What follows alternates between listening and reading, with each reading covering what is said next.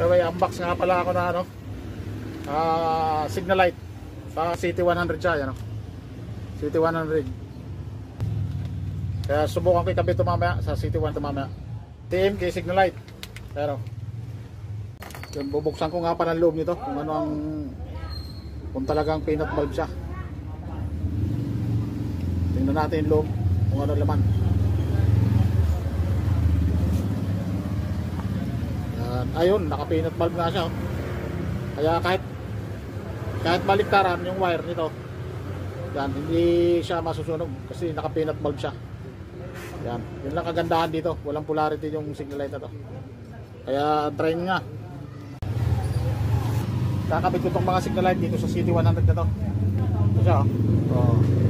Yan, kakabit ako siya ng mga signal light, 4 na piraso to. Ayun, nakabit ko na yung signal light na. Ayan. Ay, sa kanan, sa kaliwa, oh, kaliwat kanan, oh, goods na goods yung ilaw nya, oh. Oh, sa likod, oh, goods na goods sa kanan, oh, goods na goods ang ilaw. CMK signal light, ang CMK signal light, check out na dyan, nandyan sa comment section.